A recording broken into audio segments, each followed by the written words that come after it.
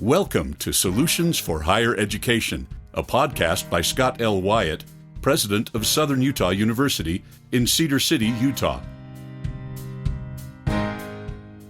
To subscribe to this podcast, please visit www.suu.edu/President's Podcast, where you will find both the audio and a written transcript for today's podcast. Hi again, everybody. Welcome to Solutions for Higher Education. I'm Steve Meredith, and I'm joined as always by Southern Utah University President Scott Wyatt. Hi, Scott. Good morning, Steve. Today we're going to talk about a thing that nobody really likes to talk about with higher education, and that is the cost of tuition and why it's gone up so much. That's right. So we talked a couple of weeks ago about what a great return on investment tuition is. That's right. That the cost of higher education is still a great investment. And that the return at Southern Utah University is coming back to the student within about 7 years. Yes, that's a shameless advertisement for podcast number 3, return on investment. So, yeah, and in truth, we're very fortunate in Utah because Utah has the third lowest tuition among all of the states so far as public universities go. And we're proud of that. And Southern Utah University's tuition is about a third less than the national average. So still very affordable. Yeah, but that shouldn't cause us to say we don't need to be worried about the cost because it's a great return and we're less expensive than everybody else. So we're focused on this, and we've been working hard over the last few years to keep the costs down. But the question is still there.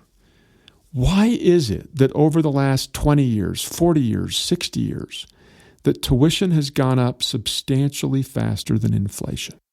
A lot of the things that I read seem to indicate that it's tied largely to state appropriations for public higher education institutions, and that they have increasingly, and in some cases dramatically, dropped over the past 20 or 30 years. Is that not the sole reason, or maybe even the primary reason? Well, it's part of the reason. As the demands on the public have grown, entitlements and roads and all of these other things, if those have grown, higher education nationally has been getting a smaller piece of the state budget pie. We used to receive about, a few decades ago, we were receiving about 70% of our budget from the state taxpayer. And today it's just less than 50%. So that's still high comparatively to a national average, right? Oh, yeah. I have presidents tell me that their state's giving them 12% or 15 or 20 or... So we're still in good shape. But that being said, nobody wants to take a 20% cut or can absorb a 20% cut like that without having tuition go up.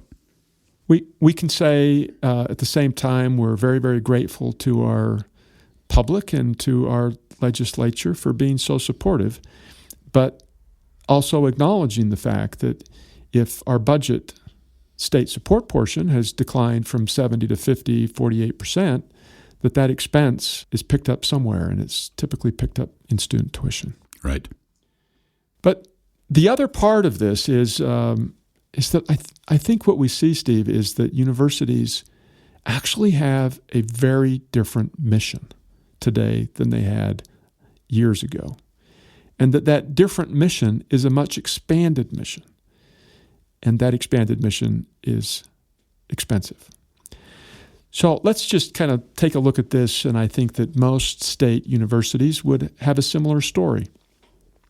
Our school began in 1897 with 161 students and a grand total of 4 employees. And those 4 employees were all 4 faculty members, no staff.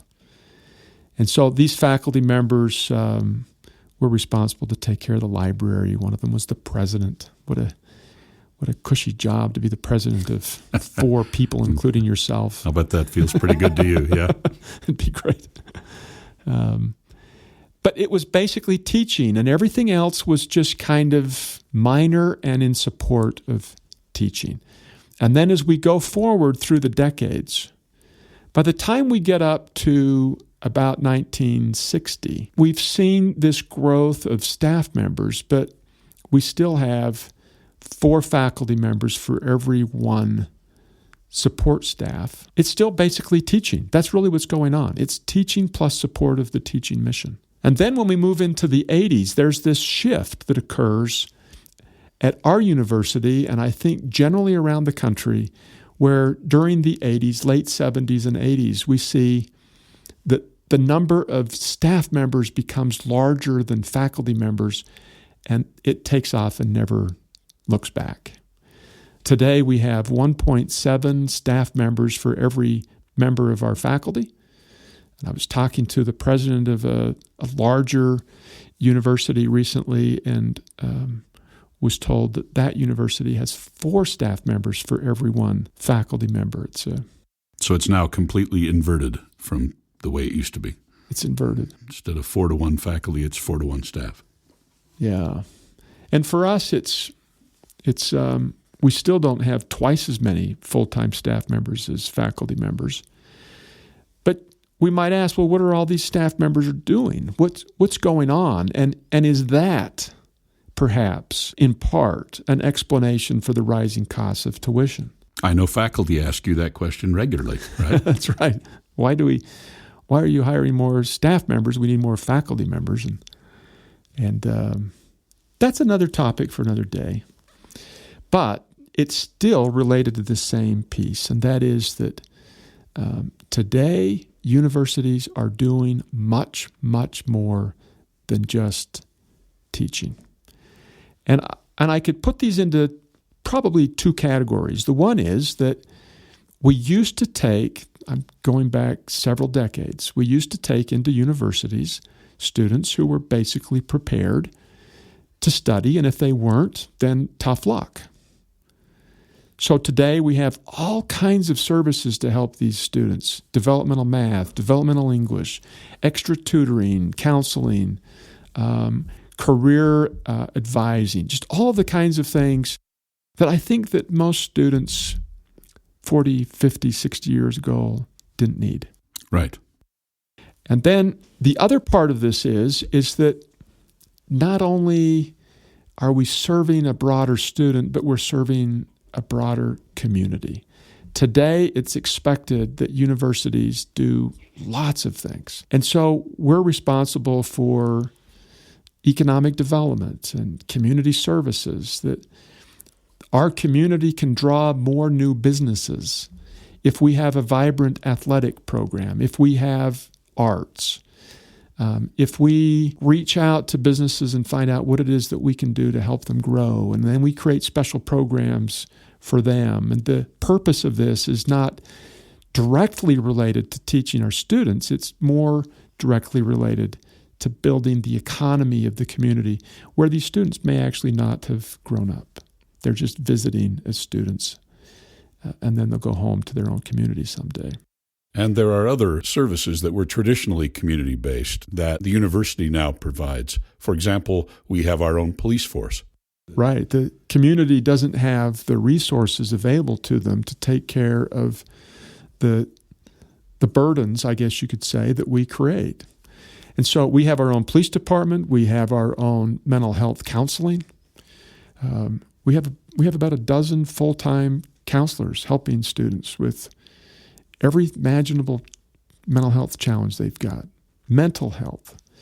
The federal government expects us to pay attention to the new kinds of things that no one was interested in 50, 60 years ago. Title IX and Title VII. As our world becomes more global, we're now interested in the global issues and international programs and opportunities. Nobody was thinking about that when our university was founded. The global world, what's that? And everything you just mentioned enhances and enriches in some way the student experience, or it makes it possible for the community and the university to happily coexist. But all of those things are expensive. They're all expensive. That's right. And so our mission is different. The students we serve are different. And the community expectations are different. So we call this Solutions for Higher Education. Now we've discussed the problem. What's the solution? Well, I think that the solution requires us to begin with being grateful for everybody's support, but then to acknowledge that the costs of educating a student in a very different world have simply gone up, and the student needs to help pay some of those costs.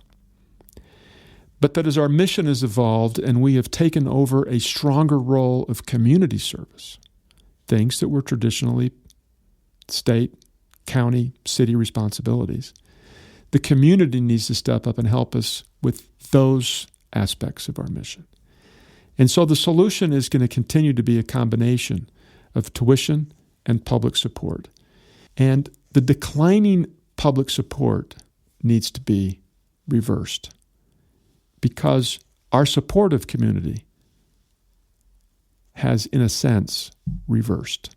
That we're doing more and more and more that is directly targeted at supporting the community.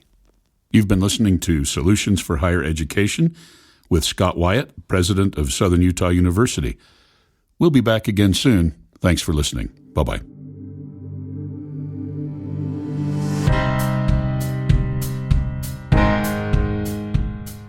Thanks for listening to Solutions for Higher Education.